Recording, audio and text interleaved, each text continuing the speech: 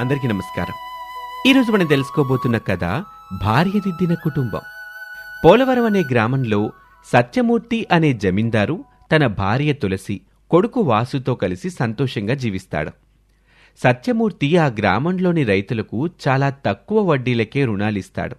వర్షపాతం, నీటిపారుదల తక్కువగా ఉన్న ఆ గ్రామంలో సత్యమూర్తి అండ చూసుకొని రైతులు ధైర్యంగా వ్యవసాయం చేస్తున్నారు. సత్యమూర్తి పంట పొలాల పక్కనుంచి నడుస్తూ వెళ్తుండగా ఇద్దరు రైతులు, మీరిచ్చిన డబ్బు ధైర్యంతోనే మేం పంట పండించగలిగామయ్యగారు. మీరు మాకు సాయం చేసి ఉండకపోతే మేమిప్పటికీ ఊరొదిలి పట్నంలో కూలి పనులు చేసుకునేవాళ్ళం.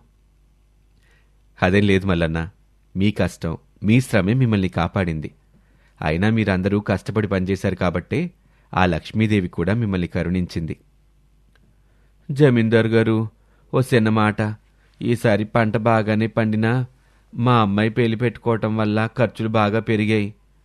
మీ అప్పు తీర్చడానికి నాకు మరికొంత సమయం కావాలయ్య గారు. మరేం పర్లేదు రామయ్య, అమ్మాయి పెళ్లి బాగా జరిపించు. ఈ విధంగా సత్యమూర్తి గ్రామంలోని రైతులకి వెన్నెముకగా నిలుస్తాడు. సత్యమూర్తి ఇంటికి చేరుకున్న తర్వాత తన భార్య తులసి సత్యమూర్తితో, ఏవండి, మన అబ్బాయి తరగతిలో ఫస్ట్ వచ్చాడు. అవునా, చాలా మంచిది వాసు. నువ్విలాగే బాగా చదువుకోవాలి. అలాగే నాన్న. వాసు, నువ్వు పెద్దయ్యాక ఏమవ్వాలనుకుంటున్నావు?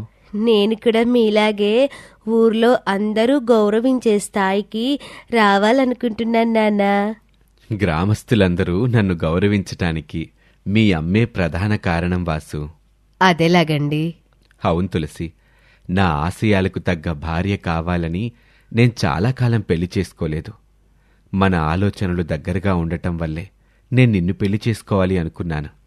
గ్రామంలోని రైతుల వృద్ధి కోసం నేను ఎంత ఖర్చు చేసినా నువ్వెప్పుడూ నాకు అడ్డు చెప్పలేదు.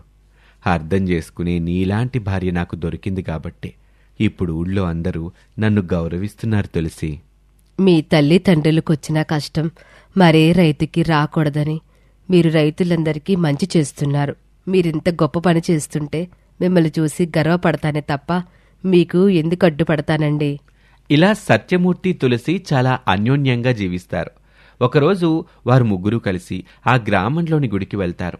తులసికి బాగా ఇష్టమైన గుడి వెనక ప్రదేశంలో సరదాగా సమయం గడుపుతారు.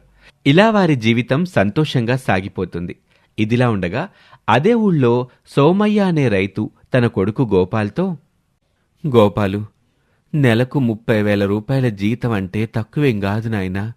ఈ రోజుల్లో చాలా కష్టపడ్డా ఎంతో మందికి ఆ ఉద్యోగం కూడా దక్కటం లేదు. నువ్వు ఆ ఉద్యోగం వదిలేయటం మంచిది కాదురా. 30,000 తక్కువ కాదంటావేంటన్నా? నేనింత చదువుకుంది దీనికోసమా? నా స్నేహితులు లక్షల్లో సంపాదిస్తున్నారు. నేను మాత్రం ఈ చిన్న జీతానికి పనిచెయ్యాలా? నీ స్నేహితులు పెద్ద ఉద్యోగాలు చేస్తున్నారని నువ్వు కూడా అలాంటి ఉద్యోగం చెయ్యాలని ఆశపడుతున్నావు. ఆశపడ్డం తప్పు కాదురా. కానీ 4 ఏళ్ల నుంచి నీకెంతకు మించిన ఉద్యోగం రావటం లేదు. నీవు ఈ ఉద్యోగంతో రాజీ పడ్డం మంచిది. జీవితంలో మనకు దక్కిన దానిలోనే సంతోషాన్ని వెతుక్కోవాలరా. నువ్వు ఉద్యోగం చేస్తే మన కష్టాలు కొంచెమైనా తీరతాయి గదా. మీ కష్టాలు ఎప్పటికీ తీరవు నాన్నా. ఈ వ్యవసాయం, ఈ అప్పులు ఇవన్నీ ఎప్పటికీ మనల్ని వెంటాడుతూనే ఉంటాయి. నేను పెద్ద మొత్తంలో సంపాదించి ఒక్కసారిగా మన జీవితాన్ని మార్చేయాలనుకుంటున్నాను. ఒక్కసారిగా అంతా మారిపోవాలంటే ఎట్టా అవుతుందిరా? ఓపిగ్గా ఉండాలి, కష్టపడాలి. నేను నీకోసం ఎంతో కష్టపడ్డాన్రా. పొలం పనులు చేస్తా, తిండికి కూడా సరిగా లేకపోయినా నిన్ను చదివిచ్చాను. ఎందుకో తెలుసా? నువ్వైనా నాలాగా కష్టపడకుండా ఫ్యాన్ కింద కూర్చొని హాయిగా ఉద్యోగం చేసుకుంటావని. అదంతా పాతకన్నాన్నా. ఇప్పుడు కాలం మారింది. ఇప్పుడు కావాల్సింది ఉద్యోగం కాదు, డబ్బు. డబ్బుంటేనే విలువ, డబ్బుంటేనే గౌరవం. నీ మాటలు చూస్తుంటే సరైన మార్గంలో డబ్బు సంపాదించాలనుకోవటం లేదని నాకు అర్థమవుతుంది గోపాలు. మన దగ్గర డబ్బు లేకపోయినా మన మంచితనం వల్లే ఊళ్ళో గౌరవంగా బతుకుతున్నాం. ఆ గౌరవం మనం పోగొట్టుకోకూడదు. వారి మాటలు విని అప్పుడే అక్కడికి వచ్చిన సోమయ్య కూతురు శ్యామల, ఆ పేరుతో ఏం వస్తుంది నాన్నా? అప్పులు తీరుతాయా? మంచిలు కట్టుకోగలమా? బంగారం కొనుక్కోగలమా? చిన్నదానివైనా నువ్వు మీ అన్నయ్యకి మంచి చెప్తావనుకున్నాను. నువ్వు కూడా ఇట్టా మీ అన్నయ్యకి ఒత్తాసు బలిగితే ఎట్టాగమ్మా? అప్పులోళ్ళందరూ డబ్బు కోసం రోజు ఇంటికి వస్తున్నారు అదంతా మీ సమస్య నాన్నా. మా లక్ష్యాలు వేరు. అన్నయ్య నేను ధనవంతులు కావాలి అనుకుంటున్నాం. అది కూడా వీలైనంత త్వరగా. అని ఇద్దరూ అక్కడి నుంచి కోపంగా వెళ్ళిపోతారు. కొన్ని రోజుల తర్వాత సోమయ్య తన కూతురు శ్యామలకి ఒక మంచి సంబంధం తీసుకొస్తాడు. ఆ సంబంధం గురించి శ్యామలకి చెప్తూ, అబ్బాయిది చాలా మంచి కుటుంబం అమ్మా. వాళ్ళకి 2 ఎకరాల పొలం కూడా ఉంది. 2 ఎకరాల పొలం ఉంటే సరిపోతుందా నాన్నా? వారిల్లు కూడా ఇలానే ఉండుంటుంది కదా. అంతేగా, నేను ఇలాంటి జీవితాన్ని గడపలేను. అలా అనక తల్లి, పేదరికం శాశ్వతం కాదుగా. కష్టపడితే అన్నీ బాగుంటాయి. వాళ్ళు చాలా మంచి మనుషులు. అదే ముఖ్యంగా తల్లి. నాకు మంచితనం కంటే డబ్బే ముఖ్యం నాన్నా. అలా మాట్లాడుకు తల్లి. అయినా నీకు మంచి జీవితం ఇవ్వాలని నాకు ఉంటుందిగా. కానీ మన పరిస్థితి నీకు తెలుసుగా తల్లి. నేను నీకెంతకంటే మంచి సంబంధం తీసుకురాలేను శ్యామల. చుట్టూ మంచి మనసులుంటే పేదరికంలో కూడా ఆనందంగా బతకొచ్చు. నువ్వెన్ని చెప్పినా నేను ఇలాంటి పేదరికంలో బ్రతకలేను నాన్నా. నాకు బాగా డబ్బున్న సంబంధం కావాలి. అలాంటి సంబంధం రాకపోతే నేను పెళ్లి చేసుకోను అని కోపంగా లోపలికి వెళ్ళిపోతుంది. ఇదిలా ఉండగా ఒకరోజు వర్షంలో ఒక వ్యక్తి ప్రసవ నొప్పులతో బాధపడుతున్న తన భార్యని ట్రాక్టర్లో హాస్పిటల్కి తీసుకువెళ్తాడు. మార్గ మధ్యంలో ట్రాక్టర్ ఆగిపోతుంది. ఇది చూసిన సత్యమూర్తి వారిని కారులో ఆస్పత్రికి తీసుకువెళ్తాడు. సత్యమూర్తి డబ్బు కట్టి ఆమెను ఆస్పత్రిలో చేరుస్తాడు. ఏం భయపడకండి, అంతా సవ్యంగా జరుగుతుంది. ఇంతకీ మీదేవురు? మాది రామాపురం అండి.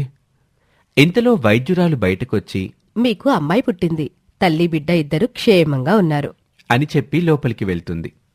మేమెవరో తెలియపోయినా మాకు మీరు చాలా సాయం చేశారు. మీరు సాయం చేసి ఉండకపోతే ఏం జరిగేదో తలుచుకోవటానికి భయంగా ఉంది. మీకు ఎలా కృతజ్ఞత చెప్పాలో తెలియటం లేదు అంటూ సత్యమూర్తికి నమస్కరిస్తాడు. సత్యమూర్తి అతని చేతిలో డబ్బు పెట్టి అక్కడి నుంచి బయలుదేరతాడు. ఇదిలా ఉండగా గోపాల్ శ్యామలతో, శ్యామల, నాకు తెలిసిన చాలామంది క్రికెట్ బెట్టింగ్లో బాగా డబ్బు సంపాదిస్తున్నారు. అవునా అన్నయ్య? క్రికెట్ బెట్టింగ్లో కూడా కొన్ని టెక్నిక్స్ ఉంటాయి. అవి ఫాలో అయితే మనకి కూడా ఖచ్చితంగా లాభాలొస్తాయి. కానీ ఆ పబ్లో బెట్టింగ్ వేయాలంటే కనీసం 2 లక్షలు ఉండాలి. మన దగ్గరేమో అంత డబ్బు లేదు కదా. శ్యామల ఆలోచనని అత్యాశ అనే మేఘాలు కమ్మేస్తాయి. తన తండ్రి తన పెళ్లి కోసం దాచిన 2 లక్షలు తీసుకొచ్చి గోపాల్కిస్తుంది. అన్నయ్య, నువ్వు ఏం చేస్తావో నాకు తెలీదు. ఈ దెబ్బతో మన లైఫ్ సెటిల్ అయిపోవాలంతే. ఖచ్చితంగా శ్యామల, ఇక మనం ఈ పేదరికం నుంచి బయటపడ్డట్టే. గోపాల్ ఆ డబ్బు తీసుకుని టౌన్కి వెళ్తాడు. మరోవైపు సత్యమూర్తి ఇంటి నుంచి బయటికి వెళ్తూ, తులసి, నాకు మండల ఆఫీసులో పనుంది, నేను టౌన్కి వెళ్తున్నాను. పక్కనే ఉన్న సత్యమూర్తి తల్లి లక్ష్మమ్మ, భోజనం సమయానికి ఇంటికి రా సత్యం. ఈ మధ్య నువ్వేళకు తినట్లేదు. అలాగే అమ్మా. సత్యమూర్తి పని చూసుకుని ఇంటికి వెళ్తూ ఉండగా అతని ఇంటి సమీపంలో ఒక లారీ అదుపు తప్పి అతని మీదకొస్తుంది. ఇది గమనించిన తులసి సత్యమూర్తిని పక్కకి నెడుతుంది. ఆ లారీ తులసిని ఢీకొంటుంది. వైద్యుడు సత్యమూర్తితో, సత్యమూర్తి గారు, మీ భార్య పరిస్థితి చాలా విషమంగా ఉంది. ఇక ఆవిడ ఎంతోసేపు బ్రతకదు. సత్యమూర్తి తన తల్లిని కొడుకుని తన భార్య దగ్గరకు తీసుకువెళ్ళి, నా ప్రాణాలకు నీ ప్రాణం ఎందుకు అడ్డేశావు తులసి? నువ్వు లేకుండా నేనెలా బతుకుతాను? మిమ్మల్ని విడిచిపెట్టి నేనెక్కడికి వెళతానండి? నేను ఏ లోకంలో ఉన్నా మిమ్మల్ని పిల్లాడిని చూస్తూనే ఉంటాను. మీరు సంతోషంగా ఉంటేనే నేను సంతోషంగా ఉంటాను అంటూ కన్నుమూస్తుంది తులసి. సత్యమూర్తి తన కొడుకు వాసుని ఓదారుస్తూ తను కూడా ఏడుస్తాడు. సత్యమూర్తి తన భార్య మరణాన్ని తట్టుకోలేక తాగుడికి బానిసవుతాడు. వాసు తన తండ్రిని అలా చూసి చాలా బాధపడతాడు.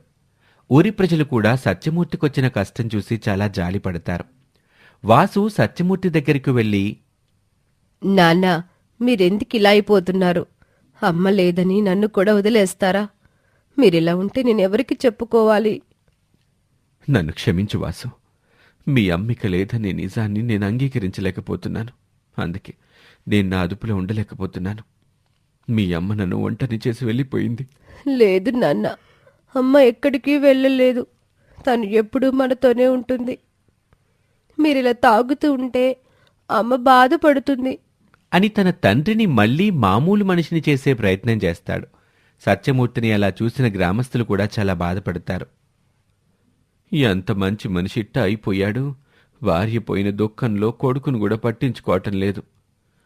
పాపం ఆ పిల్లాడు చిన్న వయసులోనే తల్లిని కోల్పోయాడు. ఇప్పుడు తండ్రి కూడా ఇట్టా ఉంటే ఎట్ట తట్టుకోగలడు అని బాధపడతారు. మరోవైపు శ్యామల ఇచ్చిన డబ్బు తీసుకుని పట్నానికి వెళ్లిన గోపాల్ బెట్టింగ్లో 10 రోజుల్లోనే డబ్బు మొత్తం పోగొడతాడు. గోపాల్ ఇంటికి తిరిగొచ్చిన తర్వాత, నీ వల్ల నా జీవితం మారిపోతుందని ఆశపడ్డాను. కాని ఇన్ని రోజులు నిన్ను నమ్ముకొని ఎంత తప్పు చేశానో ఇప్పుడు అర్థమైంది అని కోపంగా బయటకు వెళ్ళిపోతుంది. శ్యామల రోడ్డుపై నడుస్తూ ఉండగా సత్యమూర్తి తల్లి లక్ష్మమ్మ ఊళ్ళోని మహిళతో ఇలా మాట్లాడడం వింటుంది. తన భార్య పోయిన బాధలో నా కొడుకు పూర్తిగా గాడి తప్పాడు. ఇంకా నేను ఎంతకాలం బ్రతుకుతానో తెలీదు. నేను పోయిన తర్వాత నా కొడుకు, నా మనవడు ఎలా బ్రతుకుతారో అర్థం కావడం లేదమ్మా. అందుకే నా కొడుకు వాసుని కన్న తల్లిలా చూసుకునే మంచి అమ్మాయితో పెళ్లి చెయ్యాలనుకుంటున్నాను. ఇది విన్న శ్యామల ఒక పథకం వేస్తుంది. తన అన్నయ్య గోపాల్ దగ్గరికి వెళ్ళి, అన్నయ్య, నువ్వు అనుకున్నది చేయలేకపోయావు. నేను చెప్పినట్టుగా చెయ్యి. మన జీవితాలే మారిపోతాయి అని తన పథకం చెప్తుంది. గోపాల్ శ్యామల పథకాన్ని అనుసరించి రోడ్డు పక్కగా నడుస్తున్న వాసు మీదకి ఒక కంటైనర్ లారీని పోనిస్తాడు. కొంచెం దూరంగా ఉన్న సత్యమూర్తి, లక్ష్మమ్మ ఇది చూసి హడలిపోతారు. తన పథకం ప్రకారం వాసు వెనకే నడుస్తున్న శ్యామల వాసుని పక్కకి లాగుతుంది. సత్యమూర్తి, లక్ష్మమ్మ అక్కడికొస్తారు. నువ్వు దేవతలాగొచ్చి నా మనవడిని కాపాడో తల్లి. లేదంటే నా మనవడికి అవయ్యేదో తలుచుకోవడానికి భయంగుంది. నీ రుణాన్ని ఎట్టా తీర్చుకోను తల్లి. నా కొడుక్కి ఏమైనా జరుగుంటే నేను బతికుండేవాని కాదు.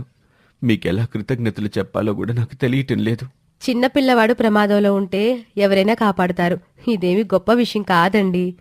నువ్వు చాలా మంచి అమ్మాయిలా ఉన్నావు తల్లి. మా ఇంటికి రామ్మా. నీ గాయానికి మందు రాస్తాను. శ్యామల వాళ్ళింటికి వెళ్తుంది. నీ పేరేమిటమ్మా? నా పేరు శ్యామల అండి. నేను సోమయ్య గారి అమ్మాయిని. అవునా? అప్పుడప్పుడు మా ఇంటికి వస్తా ఉండమ్మా. తప్పకుండా వస్తానమ్మా అని వారి దగ్గర సెలవు తీసుకుని బయలుదేరుతుంది. శ్యామల తరచుగా సత్యమూర్తింటికి వెళ్తూ వాసుతో ఆడుకుంటూ ఉంటుంది. లక్ష్మమ్మ వారిని చూసి మురిసిపోతుంది. ఆమె శ్యామలతో, శ్యామల, నువ్వు మా వాసుని చాలా బాగా చూసుకుంటున్నావు. నువ్వు వచ్చినప్పటి నుండి వాడి మొహంలో మళ్ళీ నవ్వు కనిపిస్తోంది. నా కోడలు పోయిన తర్వాత వాడిలా సంతోషంగా ఉండడం ఇదే మొదటిసారి. వాసు ఆనందంగా ఉండడం చూసి నా కొడుకులో కూడా కొంచెం కొంచెం మార్పు వస్తుందమ్మా. మీ కుటుంబం వల్ల ఈ ఊరి ప్రజలకి చాలా మంచి జరిగిందండి. నా వల్ల మీ కుటుంబానికి మంచి జరగడం నాకు కూడా చాలా సంతోషంగా ఉంది. శ్యామల, నిన్నొక మాట అడుగుతాను. ఏమీ అనుకో కదా? అడగండి. నా కొడుకు సత్యమూర్తిని నువ్వు పెళ్లి చేసుకుంటావా? ఏమంటున్నారండి? మాది పేద కుటుంబం కదా అమ్మగారు. మీకు మేము ఏమాత్రం సరిపోము అంటూ నటిస్తుంది శ్యామల. అలా మాట్లాడక తల్లి. డబ్బు శాశ్వతం కాదు. మంచి మనసుంటే అదే గొప్ప. నువ్వు మా వాసుని కన్నబిడ్డలా చూసుకుంటావని నాకు నమ్మకం ఉంది. లక్ష్మమ్మ సత్యమూర్తి దగ్గరికి వెళ్తుంది. అతను తన భార్య ఫోటో చూస్తూ బాధగా కూర్చొని ఉంటాడు. సత్యం, మన వాసుకి తల్లి లేదు. వాడు రోజు తన తల్లిని గుర్తు చేసుకుని బాధపడుతున్నాడు. నువ్వు కూడా ఒంటరిగా ఎంతకాలం ఉంటావు నాయనా? శ్యామల వాసుని ఎంతో ప్రేమగా చూసుకుంటాంది. ఆ అమ్మాయి నిన్ను పెళ్లి చేసుకోవడానికి ఒప్పుకుంది. ఏమంటున్నావమ్మా? ఆ అమ్మాయిని నేను పెళ్లి చేసుకోవడమేంటి? ఒక్కసారి ఆలోచించి నాయనా. వాసు కోసమైనా నువ్వు పెళ్లికి ఒప్పుకో. ఆడికి తల్లి ప్రేమ దొరుకుతుంది. నీకు కూడా ఒక తోడున్నట్టు ఉంటది అని సత్యమూర్తికి నచ్చచెప్పి పెళ్లి కొప్పిస్తుంది. కొన్ని రోజుల తర్వాత వారి వివాహం జరుగుతుంది. 2 ఏళ్ల తర్వాత సత్యమూర్తి తల్లి లక్ష్మమ్మ కాలం చేస్తుంది. శ్యామల ఒక ఆడబిడ్డకు జన్మనిస్తుంది. శ్యామల తన అన్నయ్య గోపాల్ సత్యమూర్తి ఆస్తిని, సత్యమూర్తి వలన గ్రామంలో దక్కుతున్న మర్యాదని అనుభవిస్తూ ఉంటారు. చూసావన్యా, ఈ ఇంట్లో నేను రాణిలాగా బ్రతుకుతున్నాను. అవును శ్యామల, నీ తెలివి వల్లే మన జీవితాలు మారిపోయాయి. ఇక ఈ ఆస్తంతా మందే. సత్యమూర్తి చాలా అమాయకుడు. నన్ను గుడ్డిగా నమ్ముతున్నాడు. 70 ఎకరాల పొలంలో వస్తున్న ఆదాయంలో నేను తప్పుడు లెక్కలు రాసి డబ్బు వెనకేస్తున్నాను. కానీ ఆ వాసుగాడు చిన్నవాడైనా బాగా తెలివైనవాడు. ఇందాక నేను లెక్కలేస్తుంటే ఒక తప్పు పట్టాడు. వాడి తెలివికి నాకే ఆశ్చర్యం కలిగింది. నిజమా? వాడు అంత తెలివైన వాడైతే మనకి సమస్య వస్తుందన్నయ్య. వాడు బాగా చదువుకుంటే ఈ ఆస్తి మీద మన పట్టు ఉండదు. అవును శ్యామల, నువ్వు చెప్పింది నిజమే. మనం ఏదో ఒకటి చెయ్యాలి. నాకు ఒక ఆలోచన వచ్చిందన్నయ్య. వాడు టౌన్లో చదువుతున్న కాన్వెంట్ నుండి మాన్పించేసి గవర్నమెంట్ స్కూల్లో చేర్పించేద్దాం. అక్కడ చదువు బాగా చెప్పరు కాబట్టి వాడి తెలివి తగ్గిపోవచ్చు. గవర్నమెంట్ స్కూల్లోనా? కానీ సత్యమూర్తి దానికి ఒప్పుకుంటాడా? సత్యమూర్తి వాడిని బాగా చదివించాలి అనుకుంటున్నాడు దానికి కూడా నా దగ్గర ఒక పథకం ఉందన్నయ్య. అని వాసు తినే ఆహారంలో మందు కలుపుతుంది. దాంతో వాసు తరచుగా అనారోగ్యం పాలవుతూ ఉంటాడు. వాసు ఆరోగ్యం గురించి సత్యమూర్తి ఆందోళన చెందుతాడు. శ్యామల సత్యమూర్తి ముందు వాసు మీద ప్రేమ ఉన్నట్లుగా నటిస్తుంది. వాసు, కొంచెం తిన్నానా? వద్దమ్మా, నా కడుపు నొప్పిగా ఉందమ్మా, ఏమీ తినలేకపోతున్నాను. సత్యమూర్తి గోపాల్తో, డాక్టర్లిచ్చిన మందులు వాడుతున్నా వాసు తరచుగా జబ్బు పడుతున్నాడు. నాకేం చేయాలో అర్థం కావటం లేదు. వాసు రోజు టౌన్కి వెళ్తున్నాడు కదా, బహుశా అక్కడి వాతావరణం వాడికి పట్టం లేదనుకుంటా. దూర ప్రయాణం చేయటం వల్ల కూడా చిన్నపిల్లలు అనారోగ్యం పాలవుతారు బావా. అవునండి, అన్నయ్య చెప్పింది కూడా నిజమే అనిపిస్తోంది. అంత దూరం వెళ్లి రావడం చిన్నపిల్లాడికి కష్టంగా ఉండొచ్చు కదా. సత్యమూర్తి ఆలోచనలో పడతాడు. బావగారు, మనూర్లో కూడా మంచి గవర్నమెంట్ స్కూల్ ఉందిగా, అక్కడ చేర్పిస్తే ఎలా ఉంటుంది? దగ్గరగా ఉంటుంది కాబట్టి వాడికి ప్రయాణం కష్టం ఉండదు, ఆరోగ్యం కూడా మెరుగుపడుతుంది. టౌన్లో ఉన్న కాన్వెంట్తో పోలిస్తే ఇక్కడ నాణ్యత చాలా తక్కువగా ఉంటుంది. కానీ వాసు ఆరోగ్యం కంటే ఏదీ ముఖ్యం కాదు. దగ్గర స్కూల్లో వేస్తే వాడు హాయిగా ఉంటాడు. మీరు చెప్పినట్టు వాడిని ఊళ్ళోని బడికే పంపిద్దాం అని వాసుని ఊళ్ళోని బడికి పంపిస్తారు. కొన్ని రోజులు గడుస్తాయి. ఒకరోజు ఇద్దరు రైతులు దీనంగా లోపలికొస్తారు. అయ్యగారు, మమ్మల్ని కాపాడండి. ఈసారి మాకు పంటలో బాగా నష్టం వచ్చింది. పిల్లలకి తిండి పెట్టడానికి కూడా డబ్బులు లేవు. కొంచెం డబ్బు అప్పుగా ఇస్తే మాకు చాలా మేలు చేసిన వాళ్ళు అవుతారు. మీ కష్టం నేను అర్థం చేసుకోగలను రామయ్య అని సత్యమూర్తి వారికి డబ్బిస్తాడు. మీ దయ ఎప్పటికీ మర్చిపోలేమయ్య గారు, మీరు చల్లగా ఉండాలి అని రైతులు వెళ్ళిపోతారు. ఇదంతా దూరం నుంచి చూస్తున్న శ్యామల, గోపాల్ అక్కడికి వస్తారు. వాళ్ళకెందుకంత డబ్బిచ్చారండి? ఇప్పటికే వాళ్ళు మన దగ్గర చాలా అప్పు చేశారు. మళ్ళీ నష్టం వస్తే వాళ్ళు మన అప్పు ఎలా తీరుస్తారనుకున్నారు? మనకి డబ్బేమైనా ఊరికే వస్తుందా? ఈ మాత్రం డబ్బు పోయినంత మాత్రాన మనకి పోయేదేమీ లేదు శ్యామల. కాని వారి జీవితాలు అలా కాదు. వారికి వ్యవసాయమే జీవనాధారం. పైగా వాళ్ళు మన మంచి కోరుకునే మన ఊరి వాళ్ళు. ఊరి వాళ్ళైతే మాత్రం ఊరికి డబ్బులు ఇవ్వాలా? వాళ్ళందరికీ ఇలాగే ఇస్తూ పోతూ ఉంటే మన పిల్లలకి ఏం మిగులుతుంది? డబ్బు మాత్రమే ముఖ్యంగా శ్యామల. వాళ్ళు కష్టాల్లో ఉంటే ఆదుకోవటం మన ధర్మం. నా భార్య తులసి కూడా ఇదే చెప్పేది. పైగా ఈ ఆస్తంతా మన పిల్లలకే కదా. ఇప్పుడు మన దగ్గర మనం సంతోషంగా బతకడానికి కావాల్సిన దానికంటే ఎక్కువే ఉంది. సత్యమూర్తి దృష్టిలో చెడు అభిప్రాయం తెచ్చుకోవటం ఇష్టం లేక శ్యామల మౌనంగా ఉంటుంది. సత్యమూర్తి అక్కడి నుంచి వెళ్ళిన తర్వాత, మీ ఆయన ఇలాగే దానం చేస్తూ పోతే మనకేం మిగులుతుంది? నువ్వు ఈ రెండో పెళ్లివాణ్ణి పెళ్లి చేసుకుంది ఇదంతా చూడ్డానికేనా? మనం ఏదో ఒకటి చేయాలన్నయ్య. ఈ ఆస్తిని మనం ఎలాగైనా మన పేరు మీదకి మార్చుకోవాలి. కానీ మీ ఆయన బతుకున్నంతకాలం అది సాధ్యం కాదులే శ్యామల. ఈయన ప్రాణాలు తీస్తే మన జీవితాలు జైలుకు అంకితం అవుతాయి. మనం చాలా తెలివిగా వ్యవహరించాలన్నయ్య. అతను ఇంకా తన మొదటి భార్య జ్ఞాపకాల నుండి బయటికే రాలేదు. దాని మీద ఉన్న పిచ్చి ప్రేమను ఉపయోగించుకొని మనం అనుకున్నది చేద్దాం అని తరువాతి రోజు తన పథకాన్ని అమలుపరుస్తుంది. శ్యామల రేడియోలో ఒక ఆడగొంతుని రికార్డ్ చేసి సత్యమూర్తికి వినిపించేలా, ఏవండి, ఎలా ఉన్నారండి? ఎవరు మాట్లాడుతుంది? నన్ను మర్చిపోయారా అండి? నేను మీ తులసిని. నేనెప్పుడూ మిమ్మల్ని చూస్తూనే ఉంటానని చెప్పాను కదండి. మీకు కూడా నన్ను చూడాలని ఉందా? నేను నిన్ను తలుచుకొని రోజంటూ లేదు. ఒక్కసారి నాకు కనిపించు తులసి. ఇక్కడ మీకు నా రూపం కనిపించదండి. మీరు నన్ను చూడాలనుకుంటే అమావాస్య రోజు రాత్రి శ్మశాన వాటికకి రండి. నేను కనిపిస్తాను. నేను తప్పకుండా వస్తాను తులసి. రాత్రి సత్యమూర్తి శ్మశాన వాటికకు వెళ్తాడు. చుట్టూ చీకటిగా భయానకంగా ఉంటుంది. కొందరు గ్రామస్తులు దూరంగా నిలబడి అతన్ని చూస్తారు. ఈ అర్ధరాత్రి వేళ శ్మశాన వాటికి దగ్గర ఏం చేస్తున్నారు అయ్యగారు? ఏమీ లేదు రామయ్య, నిద్ర పట్టక ఇలా నడుచుకుంటూ వచ్చానులే. ఈ సమయంలో ఇక్కడ ఉండడం మంచిది కాదయ్యా, దుష్టగాలులుంటాయి. మీ ఇంటికి వెళ్ళిపోదాం పదండి అయ్యగారు అని సత్యమూర్తిని పట్టుబడతారు. సత్యమూర్తి కోపంగా, నా భార్య తులసి ఇక్కడికొస్తానని చెప్పింది. తనని చూడ్డానికే నేనిక్కడికి వచ్చాను. తులసి గారు చనిపోయి చాలా కాలమైంది అయ్యగారు. మీరు ఒంటరిగా ఇక్కడ ఉండటం మంచిది కాదు. పదండి అయ్యగారు, ఇంటికి వెళ్దాం. లేదు, నేను వెళ్ళను. నా భార్య వస్తుంది, మీరు వెళ్ళిపోండి. సత్యమూర్తి వారి మాట వినకుండా అక్కడే నిలబడతాడు. సత్యమూర్తి స్థితి సరిగా లేదని అర్థం చేసుకున్న గ్రామస్తులు అతనిని గమనిస్తూ కొంచెం దూరంగా నిలబడి ఉంటారు. తెల్లవారుతుంది. సత్యమూర్తి ఇంటికి చేరుకుంటాడు. శ్యామల మళ్లీ రేడియో ఆన్ చేస్తుంది. ఏవండి? తులసి, నిన్నెందుకు నాకు నువ్వు కనిపించలేదు? నువ్వు వస్తావని తెల్లారే వరకు అక్కడే ఉన్నాను. శ్మశాన వాటికకి మీరు మాత్రమే రావాలి. నిన్న మీతో పాటు మరో ఇద్దరున్నారు. అందుకే నేను రాలేదు. ఈరోజు రాత్రి మళ్ళీ మీరక్కడికి రండి. నేను మీకు కనిపిస్తాను. కానీ అక్కడ మీరు తప్ప ఎవ్వరూ ఉండకూడదు. అలాగే తులసి, అక్కడికి ఎవ్వరిని రానివ్వను, అక్కడెవ్వరిని ఉండనివ్వను అని మళ్ళీ ఆ రోజు రాత్రి శ్మశాన వాటికకు వెళ్తాడు. ఆ దగ్గర్లోనే, అయ్యగారు, మీరు మళ్ళీ వచ్చారా? మీరిక్కడ ఉండటం మంచిది కాదయ్యా. అవునయ్యగారు, మీరింటికి పదండి, మేం కూడా మీతో వస్తాం. మీరిక్కడి నుంచి వెళ్ళిపోండి. నా భార్య ఇక్కడికి వస్తుంది. మీరుంటే ఆమె రాదు. వెళ్ళిపోండి ఇక్కడి నుంచి. కానీ అయ్యగారు, వెళ్ళమని చెప్తుంటే మీకు అర్థం కావటం లేదా అని సత్యమూర్తి కోపంగా ఒక కర్ర తీసుకొని వాళ్ళని కొడతాడు. రైతులు భయంతో వెనక్కి తగ్గుతారు. సత్యమూర్తి ఒంటరిగా నిలబడి తన భార్య కోసం పిచ్చి చూపులు చూస్తాడు.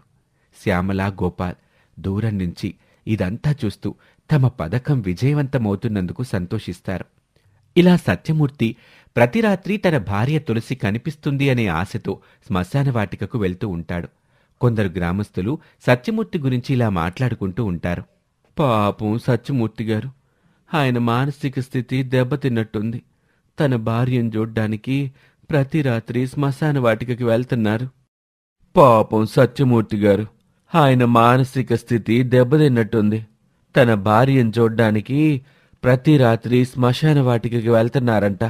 అవునండి, మొన్న నేను వెళ్ళేసరికి ఒంటరిగా నిలబడి ఎవరితోనో మాట్లాడుతున్నట్టున్నారు. ఎవరూ లేరని అడిగితే నా తులసిని పిలుస్తున్నాను అని చెప్పారు. అంత మంచి మనిషి ఇలా అయిపోవటం చూస్తుంటే చాలా కష్టంగా ఉంది. శ్యామల సత్యమూర్తిని పరిశీలించటానికి ప్రభుత్వ డాక్టర్ని గ్రామానికి పిలుస్తుంది. శ్యామల ఆ డాక్టర్తో లేనిపోనివన్నీ కల్పించి ఇలా చెప్తుంది.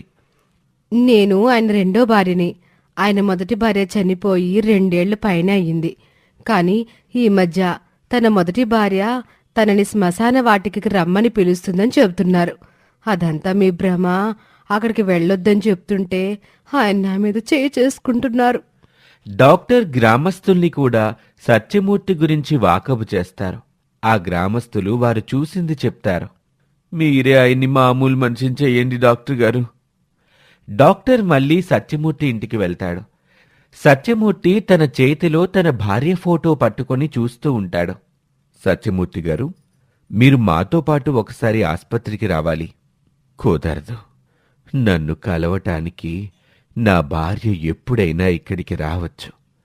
నన్ను కలవటానికి తనొచ్చినప్పుడు నేను లేకపోతే తను చాలా బాధపడుతుంది. డాక్టర్ సత్యమూర్తిని బలవంతంగా అంబులెన్స్ ఎక్కిస్తాడు. సత్యమూర్తిని బలవంతంగా తీసుకువెళ్తూ ఉండగా అతను వెనక్కి తిరిగి శ్మశాన వాటిక వైపు చూస్తాడు. అతని కళ్ళు నిస్సహాయతతో నిండిపోతాయి. ఆ అంబులెన్స్ వెనక శ్యామల, గోపాల్ కూడా కారులో వెళ్తారు. వైద్యుడు సత్యమూర్తికి వైద్య పరీక్షలు చేసిన తర్వాత సత్యమూర్తి గారి మానసిక పరిస్థితి పూర్తిగా బాగానే ఉంది. ఆయనకి ఎలాంటి మానసిక సమస్యలు లేవు. ఆయన భార్యను దలుచుకుంటూ బాధలో కొంచెం డిప్రెషన్లో ఉన్నారంతే. సరైన కౌన్సిలింగ్ ఇస్తే త్వరగా కోలుకుంటారు. ఆ విషయం మాకు తెలుసు డాక్టర్ గారు. కానీ మాకు కావాల్సింది ఆయన కోలుకోవడం కాదు. ఆయన మానసిక స్థితి బాలేదని మీరు సర్టిఫికేట్ ఇవ్వాలి. ఏం మాట్లాడుతున్నారు మీరు? ఆయన ఆస్తి నాకు దక్కాలంటే ఆయన పిచ్చివాడని రుజువు చేయాలి. విషయం ఇప్పుడు నాకు అర్థమైంది. కానీ నేను అలా తప్పుడు సర్టిఫికేట్ ఇవ్వటం చట్టరీత్యా నేరం అవుతుంది. నా ఉద్యోగం కూడా పోతుంది. నేను చెప్పినట్లుగా చేస్తే మీరు రిటైర్ అయ్యేంత వరకు ఈ ఉద్యోగం చేస్తే ఎంత సంపాదిస్తారో దానికి 4 రెట్లు ఇస్తాను. డాక్టర్ డబ్బుకి ఆశపడి, అవునా, అయితే మీరు చెప్పినట్టుగానే చేస్తాను. కానీ అతని మానసిక స్థితి బాగానే ఉందని మన ముగ్గురికి తప్ప ఎవరికీ తెలియకూడదు. ఈ విషయం మన మధ్య ఉంటుంది డాక్టర్ గారు. డాక్టర్ వారి దగ్గర డబ్బు తీసుకొని సర్టిఫికేట్పై సంతకం చేస్తాడు. శ్యామల, గోపాల్ సంతోషంగా అక్కడి నుంచి ఇంటికి చేరుకుంటారు. ఇక ఈ ఆస్తి మొత్తం మనదే అన్నయ్య. ఇక ఆ సత్యమూర్తి జీవితం ఆ పిచ్చాసుపత్రిలోనే ముగిసిపోతుంది. నువ్వు చాలా తెలివైందానివి శ్యామల. మనం అనుకున్నది సాధించాం. ఇక మనకి తిరుగులేదు. బడి నుండి ఇంటికి చేరుకున్న వాసు శ్యామలతో, అమ్మా, నాన్న ఎక్కడున్నారు? మీ నాన్నకి పిచ్చి పట్టిందని డాక్టర్లు పిచ్చి ఆసుపత్రికి తీసుకెళ్లారు. ఇక మీ నాన్న ఇక్కడికి రాడు. అవునా? నేను నాన్నను చూడాలమ్మా. అయితే నువ్వు కూడా వెళ్ళి ఆ పిచ్చి ఆసుపత్రిలోనే ఉండు. శ్యామలలో వచ్చిన మార్పు వాసుకి స్పష్టంగా కనిపిస్తుంది. తండ్రి కూడా దూరమై వాసు ఒంటరివాడవుతాడు. రోజంతా దిగులుగా ఒకే గదిలో కూర్చుంటాడు. మరోవైపు పిచ్చాసుపత్రిలో ఉన్న సత్యమూర్తితో వైద్యుడు, సత్యమూర్తి గారు, మీరు కొంచెం సహకరించాలి. ఇది మీ మంచి కోసమే. నన్ను మీరిక్కడ ఎందుకు ఉంచారు? నా మానసిక స్థితి బాగానే ఉంది. నన్ను తలుచుకుంటూ నా కొడుకు ఏడుస్తూ ఉంటాడు. నేను వాడి దగ్గరికి వెళ్ళాలి. మీకు కొంచెం చికిత్స అవసరం. అది పూర్తయిన తర్వాత మీరింటికి వెళ్ళొచ్చు. డాక్టర్ ఒక యంత్రాన్ని తీసుకొని అతని తలకు అమర్చుతాడు. సత్యమూర్తి బాధతో గట్టిగట్టిగా అరుస్తాడు. ఇలా సత్యమూర్తికి లేని పిచ్చికి వైద్యులు వైద్యం చేస్తారు. శ్యామల సత్యమూర్తి ఆస్తిని తన ఆధీనంలోకి తెచ్చుకొని సంతోషంగా ఉంటుంది. అమ్మా, ఈసారి పంట సరిగా పండలేదు. దయచేసి మాకు కొంచెం సమయం ఇవ్వండి. వచ్చే పంటలో తప్పకుండా మీ డబ్బులు చెల్లిస్తాం. ఇలాంటి మాటలకి కరిగిపోవడానికి నేను మీ అయ్యగారిలాగా అమాయకురాలని కాదు. మీరు అప్పు చెల్లించకపోతే మీ పొలాలు లాక్కుంటాను. అలా అనకండమ్మా, మాకీ పొలాలే ఆధారం. వాళ్ళు ఎంత బ్రతిమిలాడినా శ్యామల కరుణించదు. దాంతో కొంతమంది రైతులు వారి ఇళ్లను అమ్ముకొని శ్యామల దగ్గర తీసుకున్న అప్పు తీరుస్తారు. శ్యామల, గోపాల్ కలిసి మిగిలిన రైతుల భూములని లాక్కుంటారు. ఒకరోజు వాసు శ్యామలతో, అమ్మా, నాకు బాగా ఆకలిగా ఉంది. అన్నం పెట్టమ్మా. ఆకలిగా ఉంటే నువ్వే పెట్టుకొని తిను. నీకు అన్నం కలిపి తినిపించడానికి నువ్వేమీ నా కొడుకు కాదు.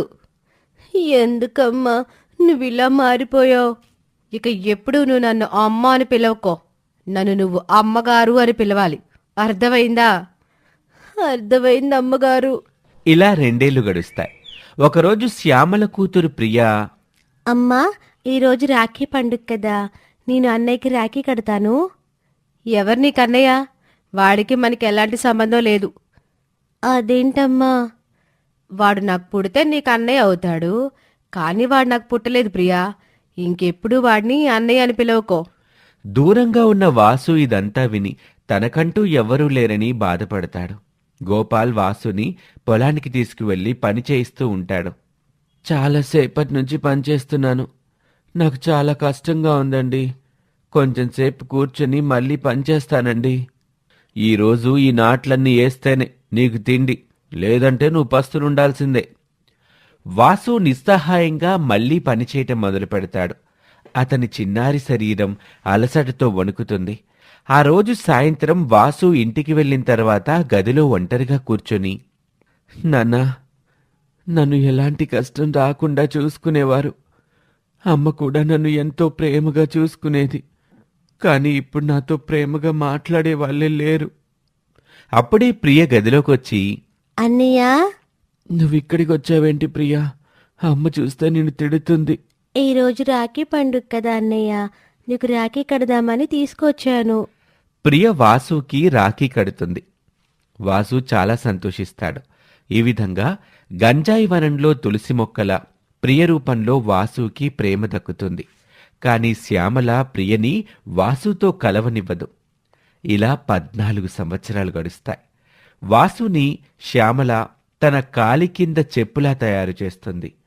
వాసు ఒంటరితనం తట్టుకోలేక మద్యానికి బానిసవుతాడు. ఒకరోజు ప్రియ వాసుతో, అన్నయ్య, నీకెంత చెప్పినా మందు వదలవేంటి? ఇలా చేస్తే నీ ఆరోగ్యం ఏమవుతుంది? నా మనసులో దాగి ఉన్న బాధని ఎలాగూ పోగొట్టుకోలేను. కానీ ఆ బాధని కొంతసేపైనా మర్చిపోవాలంటే నాకు మరొక మార్గం లేదు ప్రియా. నాన్న ఎప్పటికైనా మన దగ్గరకు వస్తారు. ఆయన ఇక్కడికి వచ్చిన తర్వాత నిన్నిలా చూస్తే ఎంత బాధపడతారో ఆలోచించన్నయ్య. నాన్నని కలవటానికి ఆసుపత్రికి వెళ్తే వాళ్ళని కనీసం కలవనివ్వటం లేదు. అలాంటిది నయమై ఆసుపత్రి నుంచి పంపిస్తారని నమ్మకం నాకు కొద్దిగా చచ్చిపోయింది ప్రియా. ముందమ్మ పోయింది, తర్వాత నాన్న నాకు దూరం అయ్యారు. నన్ను ప్రేమగా చూసుకునే వాళ్ళందరూ నా నుంచి దూరం అవుతున్నారు ప్రియా. ఇప్పుడు దక్కుతున్న నీ ప్రేమ కూడా నాకు దూరం అవుతుందేమో అనిపిస్తుంది. శ్యామల అక్కడికొచ్చి, ప్రియా, ఏంటి వాడితో మాట్లాడుతున్నావు? వాడితో మాట్లాడొద్దని ఎన్నిసార్లు చెప్పా నీకు? ఎందుకమ్మా అన్నయ్యని ఎప్పుడూ పరాయి వాళ్ళ చూస్తావు? అన్నయ్య బాధ చూసైనా నీలో మార్పు రావడం లేదా? నోర్మే, నాకే నీతులు చెప్తావా? అని శ్యామల ప్రియను అక్కడి నుంచి తీసుకువెళ్తుంది. వాసు బాధగా అక్కడి నుంచి వెళ్ళిపోతాడు. ప్రియ తన మనసులో, వాసు అన్నయ్యకి తోడు దొరికితే తనలో మార్పు రావచ్చు. మంచి అమ్మాయిని చూసి తనకి పెళ్లి చేయడం మంచిది. ఇలా అనుకుని ప్రియ పురోహితుడితో, శాస్త్రి గారు, నాకు మీ సహాయం కావాలి. ఏమిటో చెప్పమ్మా. మా అన్నయ్య వాసు మద్యానికి బానిసయ్యాడు. తనకి పెళ్లి చేస్తే సరైన దారిలో పడతాడు. మీరు మంచి సంబంధం చూడగలరా? అందరికీ మంచి చేసిన సత్యమూర్తి గారి అబ్బాయి ఇలా అవ్వటం చూస్తే నాకు కూడా చాలా బాధగా ఉందమ్మా. మీ అన్నయ్యకు తప్పకుండా మంచి సంబంధం చూస్తానమ్మా. పురోహితుడు మరో గ్రామంలో ఉన్న వెన్నెల అనే అమ్మాయికి కూడా సంబంధాలు చూస్తాడు. పురోహితుడు ఆ అమ్మాయి తల్లిదండ్రులతో మాట్లాడుతూ, రామాపురానికి చెందిన కిరణ్ అనే అబ్బాయి టౌన్లో ఇంజనీర్గా ఉద్యోగం చేస్తున్నాడు. నెలకి 40,000 రూపాయల జీతం. వాళ్ళు 5 లక్షలు కట్నంగా ఆశిస్తున్నారు. అబ్బాయిది మాత్రం చాలా మంచి కుటుంబం. అబ్బాయి ఉద్యోగం చేస్తున్నాడు అంటున్నారు కాబట్టి అతన్ని పెళ్లి చేసుకుంటే నా కూతురు జీవితం నిశ్చింతగా ఉంటుంది. వాళ్ళని అమ్మాయిని చూసుకోవడానికి రమ్మని చెప్పండి శాస్త్రి గారు. కానీ మన దగ్గర వాళ్ళు కట్నంగా ఆశిస్తున్న 5 లక్షలు లేవు కదా నాన్న. ఎక్కడైనా అప్పు చేస్తానమ్మా. పంటలో వచ్చే డబ్బుతో కొంచెం కొంచెంగా అప్పు తీరుస్తాను. వద్దు నాన్న, నా పెళ్లి కోసం మీరు అప్పు చేసి ఆ అప్పు తీర్చడానికి మీరు కష్టాలు పడడం నాకిష్టం లేదు. అయినా వ్యవసాయంలో వచ్చే డబ్బుతో ఇల్లు గడవడమే కష్టంగా ఉంది. ఇంత అప్పు ఎలా తీరుస్తారు నాన్న? అదంతా మేం చూసుకుంటాం వెన్నెల, నువ్వు ఎక్కువగా ఆలోచించుకో. అయినా కూతురికి మంచి అబ్బాయితో పెళ్లి చేయడం కంటే తల్లిదండ్రులకి సంతోషాన్నిచ్చే విషయం మరొకటి ఉండదు వెన్నెల. అని పురోహితుడికి అబ్బాయి వారిని ఇంటికి రమ్మని చెప్తారు. వెన్నెల తను పెంచుకుంటున్న చిలుకతో, చంద్రిక, వెళ్ళి శాస్త్రి గారు ఎక్కడున్నారో చూసిరా. చిలుక శాస్త్రి గారు ఎక్కడున్నారో చూసి వెన్నెలను అక్కడికి తీసుకువెళ్తుంది. నాకు పెళ్లి చేసి మా అమ్మ నాన్నలు ఇబ్బంది పడ్డం ఇష్టం లేదు శాస్త్రి గారు. అబ్బాయి చదువుకోకపోయినా పర్వాలేదు. నాకేదైనా కట్నం ఆశించని సంబంధం చూడండి శాస్త్రి గారు. చూడమ్మా, నువ్వు మీ అమ్మా నాన్నల మంచి కోసం ఆలోచిస్తుంటే చాలా ముచ్చటగా ఉంది. కట్నం ఆశించని సంబంధం అంటే ఒకటి ఉందమ్మా. పక్కూర్లో సత్యమూర్తి గారి అబ్బాయి వాసుకి సంబంధాలు చూస్తున్నాను. ఆ అబ్బాయి మాత్రం చాలా మంచివాడు. కానీ అతను చిన్నతనం నుంచి చూసిన ఎదురు దెబ్బల వల్ల అతను మద్యానికి బానిసై ఉన్నాడు అని వాసు గురించి, తన తండ్రి గురించి వివరంగా చెప్తాడు. ఆ అబ్బాయిని పెళ్లి చేసుకోవటం నీకిష్టమేనా తల్లి? ఇష్టమే శాస్త్రి గారు. వెన్నెల ఇంటికి వెళ్ళి తన అభిప్రాయాన్ని తన తల్లిదండ్రులకి కూడా చెప్తుంది. ఇంతకీ ఆ అబ్బాయి తండ్రి గారి పేరేంటమ్మా? సత్యమూర్తి గారు నాన్న. ఆ అబ్బాయి సత్యమూర్తి గారి అబ్బాయా? మీకు సత్యమూర్తి గారు తెలుసా నాన్న? ఈరోజు నువ్వు మీ అమ్మ ప్రాణాలతో ఉండటానికి ఆయనే కారణం తల్లి అని వెన్నెల తల్లి జానకి నొప్పులతో బాధపడుతూ ఉండగా సత్యమూర్తి చేసిన సహాయం గురించి చెప్తాడు. మనం ఆయనకి చాలా రుణపడి ఉన్నాం వెన్నెల. ఆయన మానసిక స్థితి బాగోపోవటం వల్ల పిచ్చాసుపత్రిలో పెట్టారని తెలిసి నేను మీ అమ్మ చాలా బాధపడ్డాం. ఆయన్ని కలవడానికి ప్రయత్నించినా డాక్టర్ మమ్మల్ని కలవనివ్వలేదు. ఇప్పుడు వారి రుణం తీర్చుకునే అవకాశం మనకొచ్చింది నాన్న. కానీ ఆ అబ్బాయేమో మద్యానికి బానిసయ్యాడు అంటున్నావు కదమ్మా, అదే మాకు కొంచెం భయంగా ఉంది. తన మనసుకి గాయం కావడం వల్లనే ఆయన మద్యానికి బానిసయ్యారని అర్థమవుతుందమ్మా. ఆ గాయాన్ని మర్చిపోయేలా చేస్తే ఆయనలో మార్పు తీసుకురావచ్చు. ఆయన్ని మార్చుకోగలనన్న నమ్మకం నాకుందమ్మా. అని వారిని ఒప్పిస్తుంది.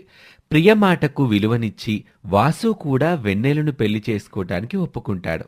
కొన్ని రోజుల తర్వాత వారి వివాహం జరుగుతుంది. ఒకరోజు రాత్రి రోజులానే మందు తాగడానికి బయటకు వెళ్తున్న వాసుతో వెన్నెలా, ఏవండి, మీరు రోజు ఇలా తాగితే మీ ఆరోగ్యం ఏం కావాలి? నా ఆరోగ్యం నా ఇష్టం, నువ్వెవరివి నన్నడటానికి? నేను మీ భార్యను. మీరు బాగుండాలని నేను కాకపోతే ఎవరు ఆలోచిస్తారు? నా గురించి ఆలోచించిన వాళ్ళందరూ నన్ను వదిలేసి వెళ్ళిపోయారు. నువ్వు కూడా వెళ్ళిపోతావు. మీరెందుకు అలా అనుకుంటున్నారు? నేను మిమ్మల్ని వదిలి ఎక్కడికి వెళ్ళను. నేనెప్పటికీ మీతోనే ఉంటాను. గతాన్ని మర్చిపోయి ఇప్పటి నుండైనా సంతోషంగా ఉండండి. నాకు సంతోషం ఎప్పుడో దూరమైంది. ఇక ఎప్పటికీ నేను సంతోషంగా ఉండలేను. మీరు మందు తాగడం మానేస్తే అన్నీ మారతాయి. ఈ ఒక్కరోజు మందు తాగకుండా ఉండండి అని వాసుని బయటకు వెళ్లకుండా ఆపుతుంది. వాసు కోపంగా వెన్నెలపై చెయ్యెత్తుతాడు. తనను తాను అణుచుకొని, నా జీవితం నా ఇష్టం, నన్ను ఆపడానికి ప్రయత్నించుకో అని కోపంగా అక్కడి నుంచి వెళ్ళిపోతాడు. వెన్నెల తన భర్త తీరుకు బాధపడుతుంది. ఇలా కొన్ని రోజులు గడుస్తాయి. వాసు తన తల్లికి ఇష్టమైన ప్రదేశానికి వెళ్ళినప్పుడు మాత్రం మందు ముట్టుకోకుండా సంతోషంగా ఉండటం వెన్నెల గమనిస్తుంది. ఒకరోజు వాసు ఆ ప్రదేశంలో ఉండగా వెన్నెల అతనితో, మీ అమ్మకిష్టమైన ఈ ప్రదేశంలో ఉన్నప్పుడు మాత్రం మీరు మందు ముట్టుకోరు, ఎందుకని? నేనెప్పుడిక్కడికి వచ్చినా మా అమ్మ ఒళ్ళో సేద తీరుతున్నట్లు, మా అమ్మ నన్ను ప్రేమగా పలకరిస్తున్నట్లు అనిపిస్తుంది. ఇంత స్వచ్ఛమైన ఈ ప్రదేశంలో నేను మందెలా తాగుతాను? ఈ ప్రదేశంలో మీ అమ్మ మిమ్మల్ని పలకరిస్తున్నట్లుగా గమనిస్తున్నట్లుగా అనిపించడం మీ భ్రమ. తల్లి బిడ్డను ఎప్పుడూ కాచుకునే ఉంటుందండి. మీరు సంతోషంగా చెడు వ్యసనాలకి దూరంగా ఉంటేనే ఆవిడ ఏ లోకంలో ఉన్నా సంతోషంగా ఉంటారు. వెన్నెల మాటలు వాసుపై ప్రభావం చూపిస్తాయి. కొద్ది కొద్దిగా వెన్నెల వాసులో మార్పు తీసుకొస్తుంది. వాసు పూర్తిగా మందు జోలికి వెళ్లటం మానేస్తాడు. ఊరి ప్రజలు కూడా వాసులో వచ్చిన మార్పుని చూసి చాలా సంతోషిస్తారు. శ్యామల కూతురు ప్రియ వెన్నెలతో, వదినా, అన్నయ్యకి పెళ్లి చేస్తే తనలో మార్పు వస్తుందనుకున్నాను. నా నమ్మకం నిజమని నువ్వు నిరూపించినందుకు చాలా థ్యాంక్స్ వదినా. ఒక తల్లికి పుట్టకపోయినా నువ్వు మీ అన్నయ్య మీద ఇంత ప్రేమ చూపించడం చాలా గొప్ప విషయం ప్రియా. మీ అన్నయ్యకి పెళ్లి చేసావు, ఇక నీ పెళ్లి మాత్రమే మిగిలింది. కొన్ని నెలల తర్వాత ప్రియ వివాహం గోపాల్ కొడుకు కిరణ్తో జరుగుతుంది.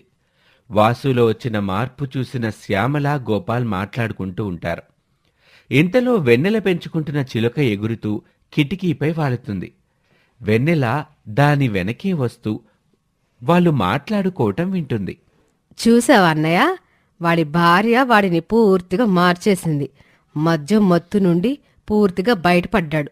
కొన్ని రోజులు ఆగితే మన మాట కూడా లెక్క చేయడేమో. వాడి గురించి నువ్వేం భయపడకు శ్యామల, వాడు మారినా మనకేం నష్టం. వాడి తండ్రి పిచ్చివాడని గవర్నమెంట్ నుంచి పత్రం వచ్చేలా చేశాం.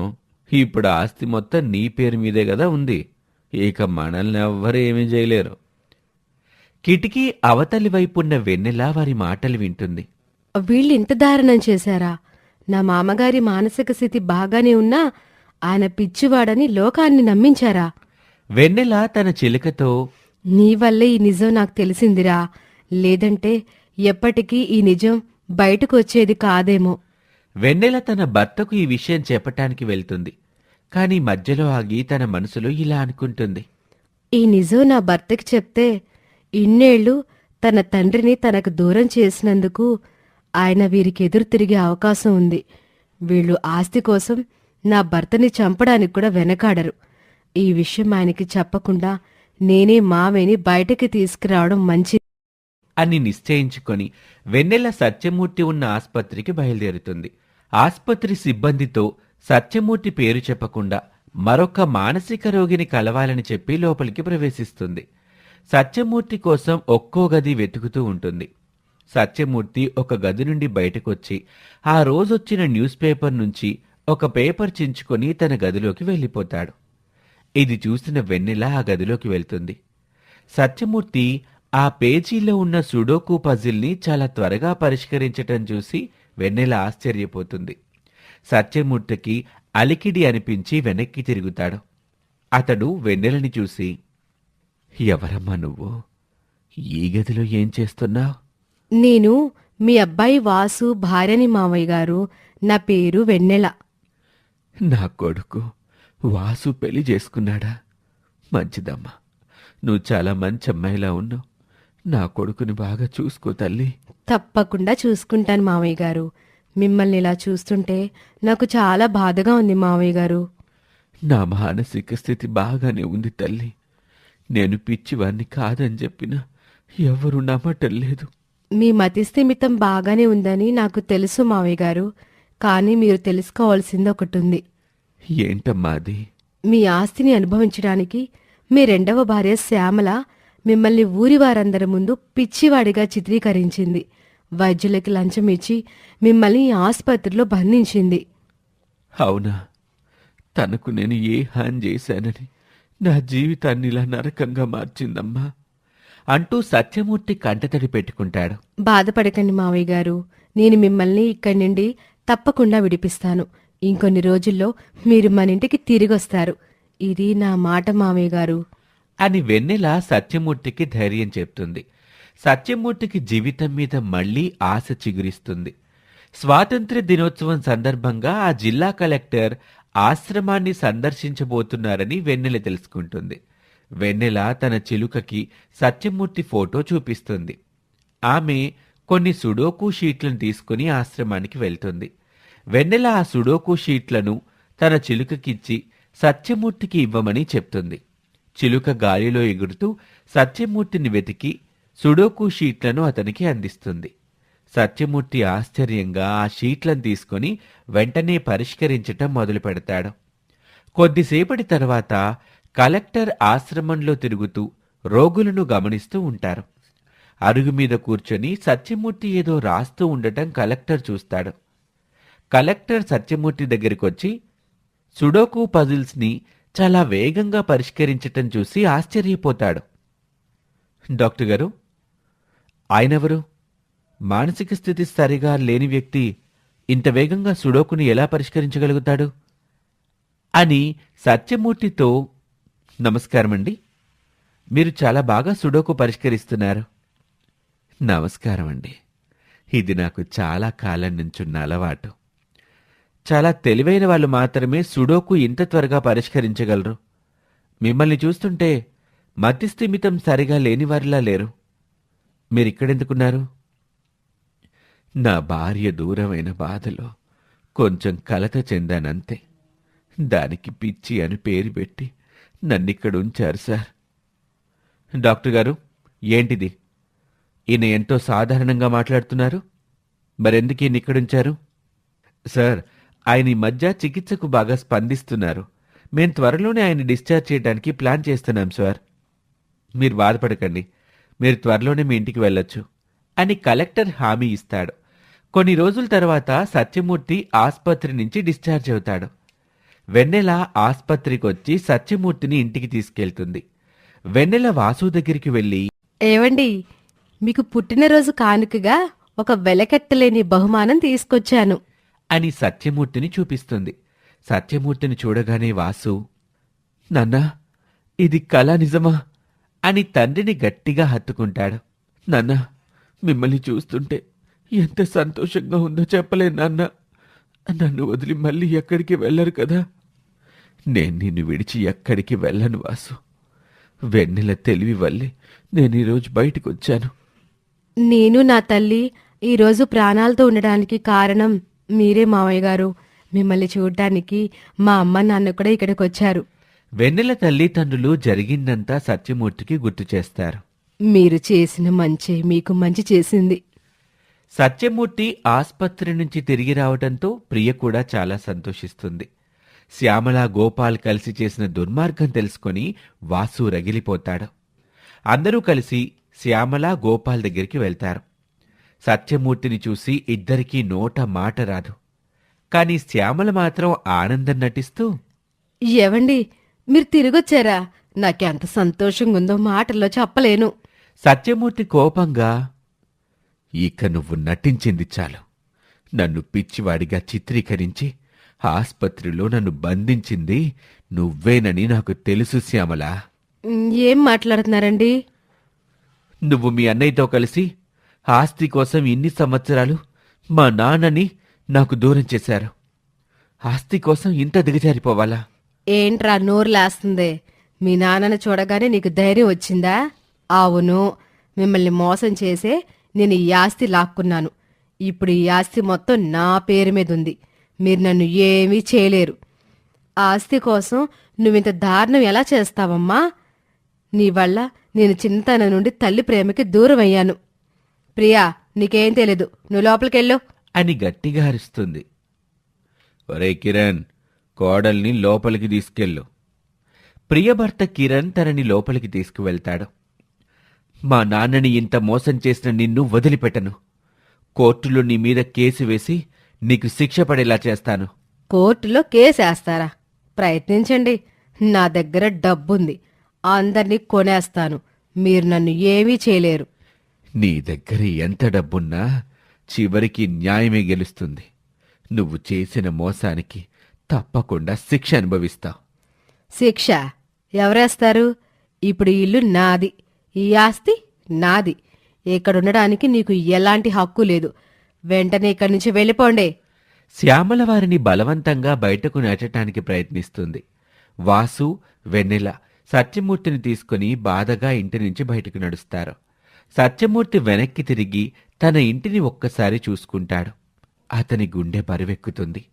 గోపాల్ తన చెల్లెలు శ్యామలతో, శ్యామల, మనం తొందరపడాలి. ఆ వెన్నెల చాలా తెలివైంది. మనకి తెలియకుండా చాలా కథ నడిపి సత్యమూర్తిని ఆస్పత్రి నుంచి బయటికి తీసుకొచ్చింది. వాళ్ళు మన మీద కేసు పెట్టి మళ్ళీ ఈ ఆస్తిని చేజిక్కించుకోవచ్చు. పైగా ఇప్పుడు వాళ్ళకి ఈ జిల్లా కలెక్టర్ మద్దతు కూడా ఉంది. అంటే ఈ ఆస్తి మనకు దూరం అవుతుందా అన్నయ్య? సత్యమూర్తికి మానసిక స్థిమితం లేదనే దొంగ సర్టిఫికేట్ అడ్డుపెట్టుకొని ఈ ఆస్తి మనం లాక్కున్నాం. కానీ ఇప్పుడు వాడికి మానసిక లోపం లేదని రుజువైంది. కాబట్టి కోర్టులో వాడి వాదనే చెల్లుతుంది. ఈ ఆస్తి మనకి దూరం కాకూడదంటే ఒక్కటే దారుంది శ్యామల. ఏంటన్నయ్య అది? ఆస్తి నీ కూతురి ప్రియ పేరు మీద రాయి. అలా చేస్తే కూతురి మీద ప్రేమతో సత్యమూర్తి కోర్టుని ఆశ్రయించకుండా ఉంటాడు. ఈ ఉపాయం చాలా బాగుందన్నయ్య. గోపాల్ ఇంటికి రిజిస్ట్రార్ను పిలుస్తాడు. శ్యామల తన కూతురు ప్రియ పేరు మీద ఆస్తి రాస్తుంది. గోపాల్ తన కొడుకు కిరణ్తో, ఒక పథకం ప్రకారం నా చెల్లి ఆస్తి మొత్తం నీ భార్య ప్రియ పేరు మీద రాసింది. నువ్వు నీ భార్యని బుజ్జగిస్తావో బెదిరిస్తావో నాకు తెలీదు. ప్రియ ఆస్తి మొత్తం మన పేరు మీద రాయాలి. ఏమంటున్నా నాన్న?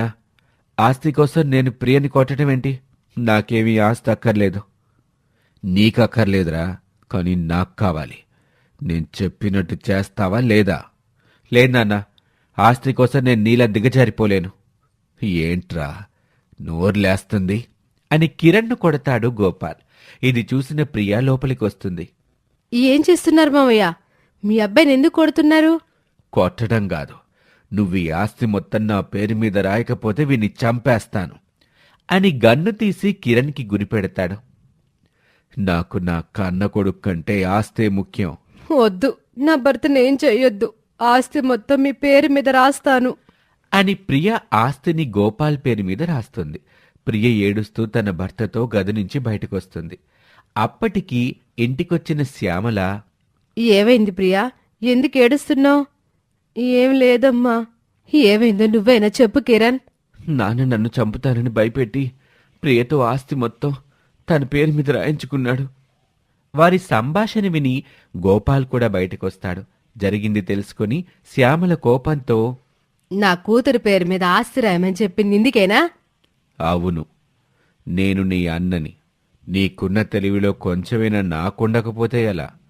ఇంక నీకు భయపడుతూ ఏ అవసరం వచ్చినా నీ దగ్గర డబ్బు కోసం చేయి జాచాల్సిన అవసరం నాకు లేదు. నేను చేసిన పనికి ఎప్పటికైనా మీరు నా మీద బదులు తీర్చుకోవచ్చు, కానీ నేను మీకు అవకాశం ఇవ్వను. ముగ్గురు బయటికి పోండి. ఏంటి, నన్ను వెళ్ళిపోమంటున్నావా? ఈ ఇల్లు నాది, నేనెక్కడికి వెళ్ళను. నీది కాదు, ఇప్పుడు ఈ ఆస్తంతా నా సొంతం. నాన్న, ఏ తండ్రైనా తన కొడుకు కోడలు సంతోషంగా బ్రతకాలని ఆశపడతాడు. కానీ నువ్వు ఆస్తి కోసం నన్ను చంపడానికి కూడా వెనకాలేదు. అసలు నువ్వు తండ్రివేనా? నాకు కొడుకు కంటే ఆస్తే ముఖ్యమని చెప్పాను కదరా. ఇంకేమీ మాట్లాడకుండా బయటికి పోయి మీ చావు మీరు జావండి అని వాళ్ళని బలవంతంగా బయటకు పంపిస్తాడు. ముగ్గురు నిస్సహాయంగా వీధిలో నిలబడి ఉంటారు. మా అన్నయ్య నన్ను ఇంత మోసం చేస్తాడనుకోలేదు, కానీ నాకు ఇలా జరగాల్సిందే. ఆస్తి కోసం ఒక పసిపిల్లాడికి తండ్రిని దూరం చేశా. అందరికీ సాయం చేసే ఒక గొప్ప మనిషిని పిచ్చాడిని చేసి మానసికంగా క్షోభ పెట్టాను. నేను చేసిన పాపాలకి ఇప్పుడు నాకు శిక్ష పడింది. కర్మంటే ఇదేనేమో, దేవుడు నాకు తగిన శాస్తి జరిపించాడు అని పశ్చాత్తాపడుతుంది శ్యామల. కొంతమంది రైతుల ద్వారా జరిగింది తెలుసుకుని సత్యమూర్తి, వాసు, వెన్నెల వారి దగ్గరికి వస్తారు. సత్యమూర్తిని చూడగానే శ్యామల పశ్చాత్తాపంతో తలదించుకుంటుంది. పశ్చాత్తాప భారాన్ని మోయలేక చనిపోవాలనుకుంటుంది. దగ్గరలో ఉన్న కొండవైపుకు పరిగెడుతుంది. సమయానికి సత్యమూర్తి అక్కడికి చేరుకొని ఆమెను ఆపుతాడు. నేను చేసిన పాపాలకి బ్రతుకుండే హక్కు నాకు లేదు. నన్ను చచ్చిపోనివ్వండి. నాకు మీ మొహం చూసే అర్హత కూడా లేదు. శ్యామల, నువ్వు చాలా పెద్ద తప్పులు చేశావు.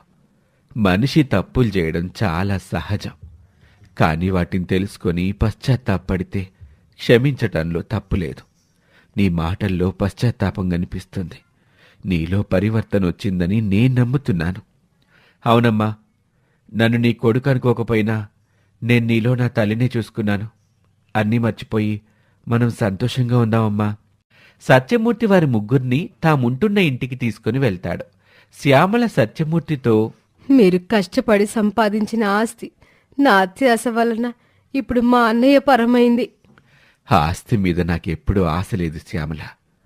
ఇప్పుడు నేను నా కుటుంబంతో సంతోషంగా ఉన్నాను. నాకదే చాలు. లేదండి, ఇది సరిపోదు. నేను ధనదాహంతో రైతుల పొలాలని అన్యాయంగా లాక్కున్నాను.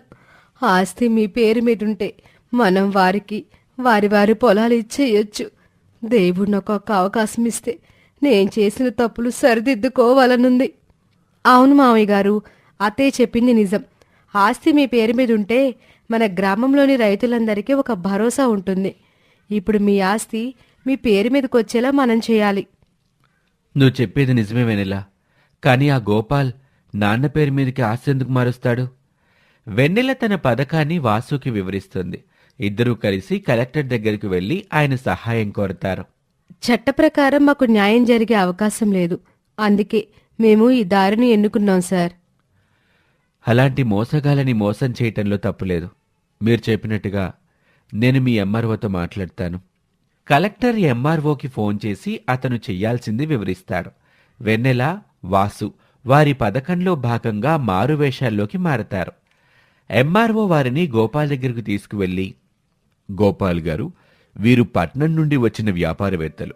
మన ఊరిలో వీరొక పెస్టిసైడ్ ఫ్యాక్టరీ పెట్టాలనుకుంటున్నారు.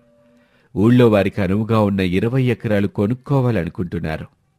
అవునా ఎంఆర్ఓ గారు? వీళ్ళు చాలా పెద్ద వ్యాపారవేత్తల్లా ఉన్నారే. అవును గోపాల్ గారు, వీరి బిజినెస్ వాల్యూ 400 కోట్లు. ఏంటి, 400 కోట్లా? గోపాల్ మారువేషంలో ఉన్న వెన్నెల వాసుతో, మీరు మా ఊర్లో ఫ్యాక్టరీ పెట్టాలనుకోవటం మా అదృష్టం. నాకు 100 ఎకరాలకి పైగా పొలం ఉంది. మీరు ఈ ఊళ్ళో ఫ్యాక్టరీ పెట్టడానికి స్థలం దొరికినట్టే అనుకోండి.